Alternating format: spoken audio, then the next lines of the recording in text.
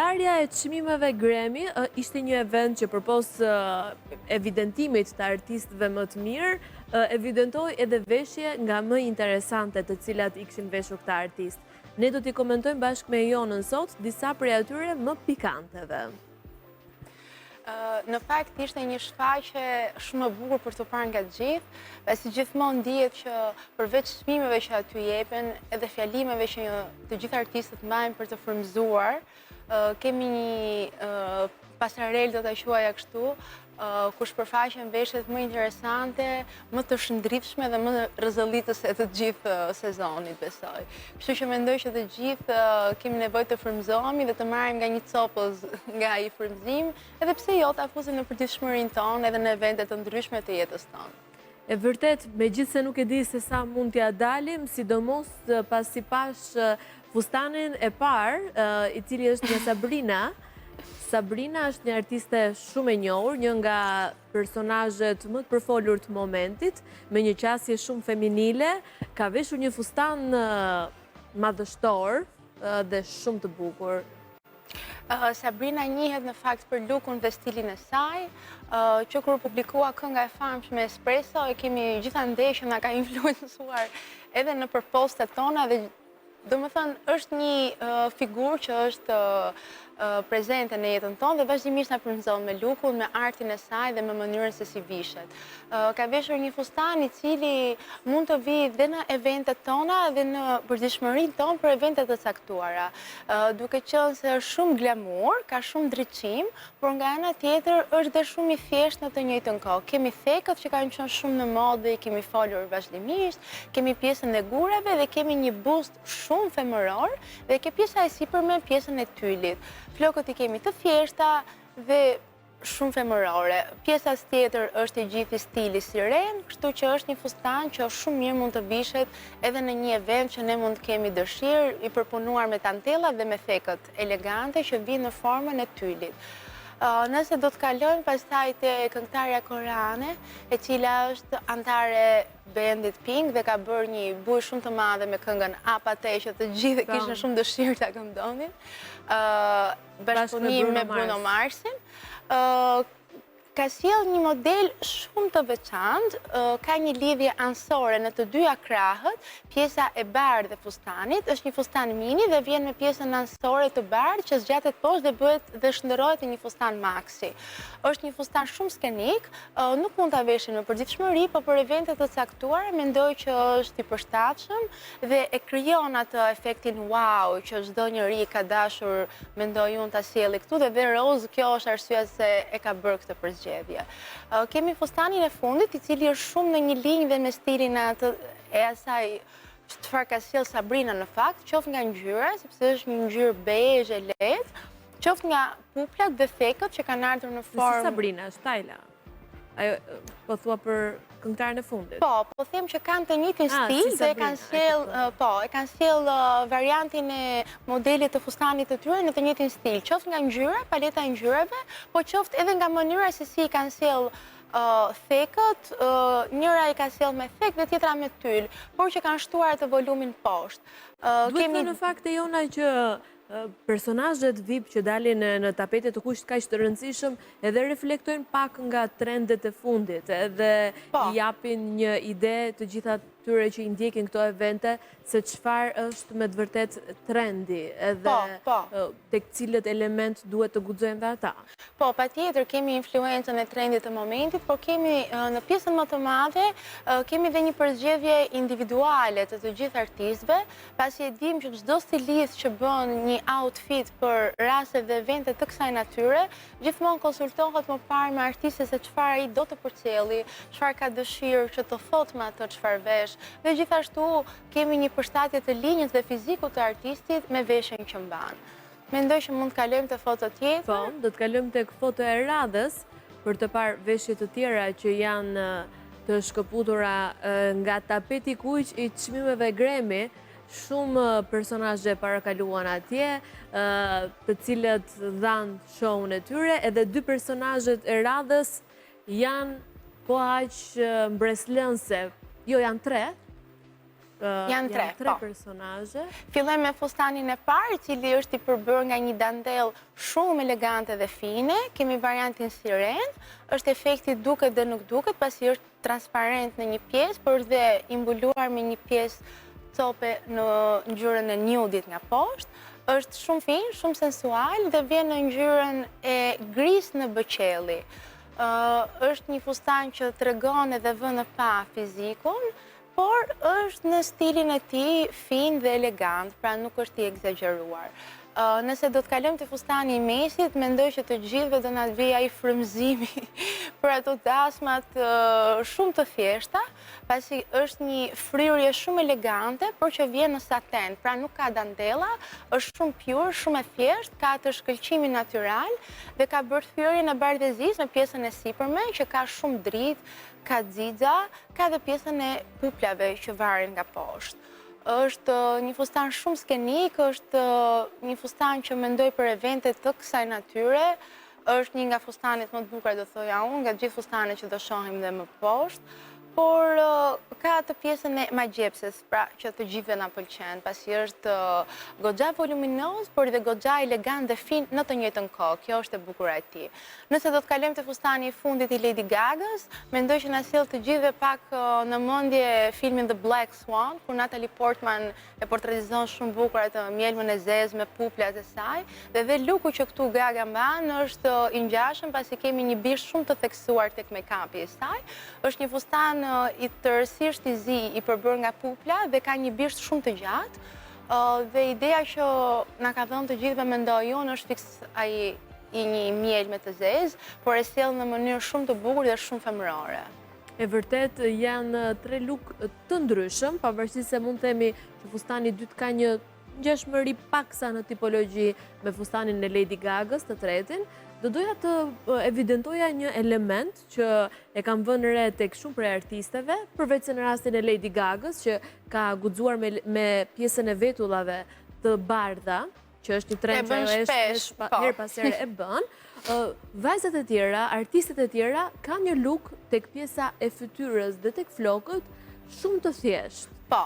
Domethënë gjithë vëmendjen ato e kërkojnë në fizikun edhe në paraqitjen në veshjet e tyre.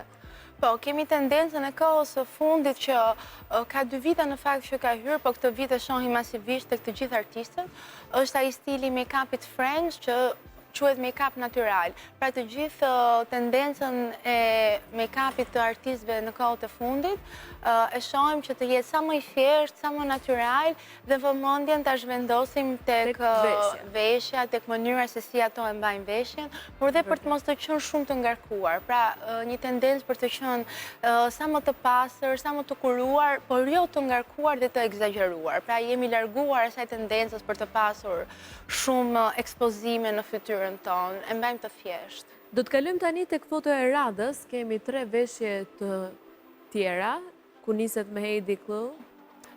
Veshja e parë është e Heidi Klum, është një fustan shumë i ngjitur mbas trupit, i cili nuk do ta konsideroja tamam fustan, pasi është një strukturë e punuar për të. Duket si lateks apo është plastik? Është plastik dhe evidenton të gjithë pjesët e trupit, edhe pjesa e mbrapsme e viteve është njësoj. Më vjen keq ta them, por vesha më e tmerrshme e këtij eventi. Nuk do e kursej Heidin këtu.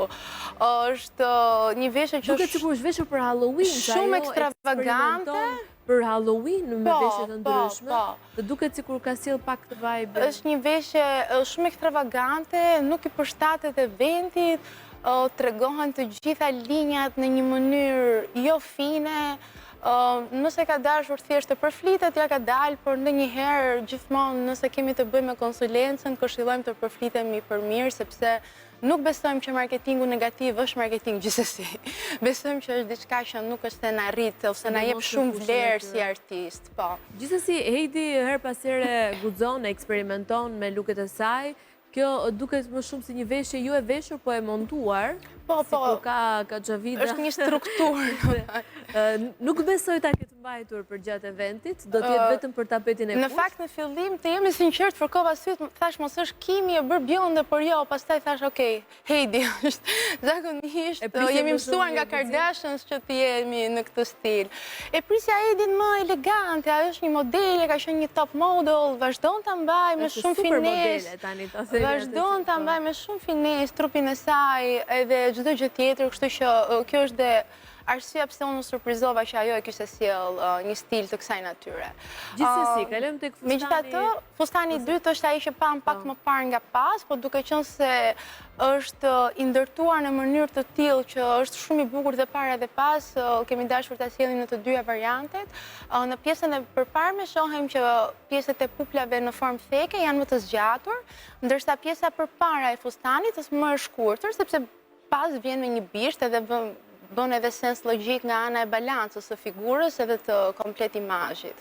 Nëse do të kalojmë te fustani i fundit, shikojmë prap tendencën për të sjellë diçka shumë skenike, të gjatë, me pupla e fundit. Po, me pupla shumë të vogla, dhe vjen në stil sirene, pjesën e sipërme e ka shumë skenike dhe shumë të zgjeruar, por duke qenë se ajo mban një siluet shumë elegante, i shkon. Tani, Kesha është nga ato artiste të mirënjohurat, e cila ka pasur probleme me peshën. Ka pasur një peshë shumë më të ullët dhe vitet e fundit kjo gjë ka ndryshuar. Nuk e di pse, më duket si një veshje që ndoshta mund ta kishte mirë menduar pak më shumë tek pjesa e belit, ndoshta që të krijonte një lloj balance do ishte, po. Duket pak sa sikur ja ka evidentuar pak. Pjesën e sipërme e ka bërë që të jetë skenike vetë, është qëllimshme, ndërsa mendoj gjithashtu që tek pjesa e poshtme nga beli edhe vithet poshtë mund të ishte më elegante, por ka një problem ky fustan duke qenë i ndërtuar në strukturë, sepse është struktura, pastaj janë fijet e hedhura mbi strukturë. Mendoj që kjo është dhe arsyeja sepse është ndërtuar në këtë formë. Pra kemi të bëjmë shpesh me fustane strukturë dhe këto na krijojnë pak problematika në linjat tona. Prandaj duhet kemi shumë kujdes kur bëjmë një përzgjedhje të kësaj natyre, pasi është pak e rrezikshme. E vërtet. Do të kalojmë tek fotot e radhës. 3 artiste të cilat kanë zgjedhur bardh e zinë ose ndoshta edhe vetëm të zezën. Po, kemi Billie Eilish që zakonisht Billie e preferon bardhëzinë. Mendoj që është një nga artistet tipike që bardhëzia i shkon shumë, edhe me tonalitetin e lëkurës, me ngjyrën e syve dhe me çdo gjë që ajo ka dhe me flokët e saj. Me një look goxha ekstravagant. Ka një look ekstravagant, por Billie njihet për këtë, gjithmonë ka eksperimentuar, por duke qenë në stilin e saj, pra ky lloj looku kaq ekstravagant, ashtu siç e ka sjellë ajo me çorapet, me këpucët, me komplet pjesën e kollares, këmishën, edhe xhaketa ka një lloj prerje shumë të veçantë dhe ka një lloj kombinimi bardhëzia në perfeksion, do të thoja. Kështu që ky look është shumë i mirë menduar, por është dhe shumë i kuruar në çdo lloj detaji dhe është shumë Billie. Pra ajo është shumë vetvetja këtu dhe ka ardhur shumë bukur. Një kuriozitet, e di pse Billie vishet në këtë mënyrë, sepse ajo ka forma me format e saj, por ka të bëjë dhe me seksualitetin e saj, të jemi sinqert. Më shumë është tek forma, ajo nuk ndihet mirë kur i evidentohen format e saj fizike të bëshme. Po, ka të bëjë gjithmonë shumë sensuale të cilat nuk ndihet rehat kur i dalin në pa. Ka qenë vetëm një dalje e saj në të cilën ajo ka qenë bjonde dhe me fustan.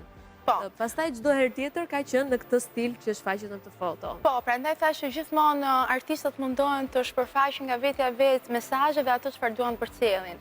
Ajo gjithmonë është munduar të përcjelli që kjo jam unë, edhe jam krenare për ato që jam. Kështu që dhe mënyra se si ajo e mban veshjen e saj, edhe se çfarë përcjell ajo për të gjithë komunitetin e saj, që dhe frymëzohen çdo ditë nga ajo, është e ardhur në këtë formë dhe vjen shumë natyralisht. Prandaj dhe qëndron aq bukur. Do të kalojmë tani tek Hailey. Hailey ka fustanin tipik klasik të sirenës, është i ngushtë, është në ngjyrë të zezë, që është praktikisht ngjyra klasike që ky lloj fustani vjen. Kemi një lloj evidentimi të formave në mënyrë shumë elegante, kemi një buzë me prerje sipër, kemi atë bishtin shumë fin që zbret poshtë, dhe një aksesor dhe një detaj shumë elegant të qafa, që është një varse pranë qafës, një choker do të thoja, që është me të zezë edhe dekoruar me gura. Aksesorin e vathit e kemi shumë fin që shkon me varsën, dhe modeli i flokëve është modeli tipik i një topuzi balerinash francez me vijën në mes, i ngjitur dhe i lëpirë mbas kokës.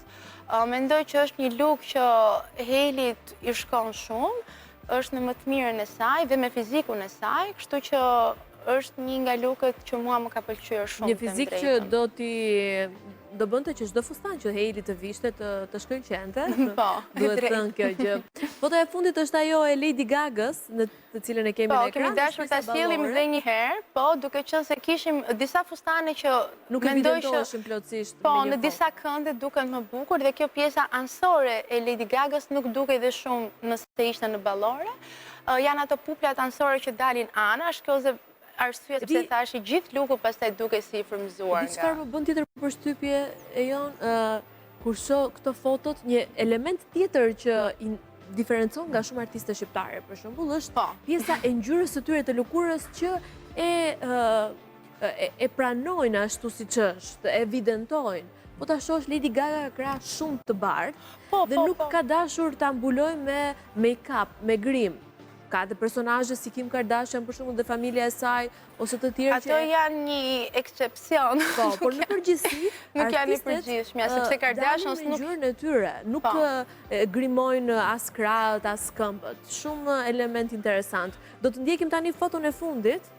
Po, kjo që ti the është shumë e vërtetë dhe jemi në të njëjtën ligj, qoftë për sa i përket trupit, qoftë për sa i përket fytyrës. Pra jemi në make-up natyral, jemi në lëkurë natyrale, është eliminuar ai solari i i kaluar dhe i stër munduar që trupat nuk dukeshin asnjëherë natyral, por filluan dhe bëheshin njësoj të gjithë dhe dukeshin si klon të njëri tjetrit. Dhe kjo është shumë e bukur në fakt se kemi ngjyra të ndryshme, kolore të ndryshme, paleta të ndryshme dhe më lehtësisht për të kombinuar çdo gjë, çdo veshje e jona dhe make-upi yni është më pranë me lëkurën tonë. Pasi ne nëse ndryshojmë lëkurë, ndryshojmë tipologji dhe çdo gjë komplikohet më shumë dhe për stilistët dhe për konsulentët e imazhit. Fotoja e fundit ka dy veshje të dy artisteve. Një fustan, plot shkëlqim. Është shumë glamur, është gold dhe është ai goldi që tenton që të shkoj në të errëtën e ullirit dhe mua më pëlqen shumë të them të drejtën, pasi ka shumë shkëlqim, por në të njëjtën kohë është ai shkëlqimi i qetë që flet vet, nuk është aq pompoz sa goldi që jemi mësuar zakonisht të flasim dhe të komentojmë. Ka pjesën e bustit që vjen me një mbyllje rreth qafës, që është shumë elegante, dhe kemi një stil sirene me bisht poshtë. Do ta cilësoja si një nga fustanet më finë dhe më të bukur të të gjithë eventit dhe që i shkon më shumë në tipologjinë e artistes. Kemi malin që vjen shumë ekstravagante, siç ajo zakonisht ka dëshirë të vi, por është një stil që i shkon, e mban shumë bukur dhe ka dashur të sjelli atë elementin surprizë, pasi të gjithë jemi mësuar që gjithmonë Miley ta shohim me fustane ekstravagante, të ngushta, rrezëllitës që shkëlqejnë shumë dhe ka vendosur që kësaj radhe të vinë ndryshe, e kombinuar lookun e saj bashkë me syzet. Eksperimenton gjatë gjithë kohës Miley, e shohim në periudha të ndryshme të karrierës së saj me dalje, me qasje të ndryshme në media. Falenderoj shumë e Jona, ishim sot në këtë hapësirë duke komentuar disa prej veshjeve të cilat u evidentuan më shumë gjatë eventit Grammy Awards. E ndërkohë do të më bashkohet Iva. Falenderoj me Jona dhe shkojmë në qendër për të bërë mbylljen e emisionit E Atene dhe për këtë të martë.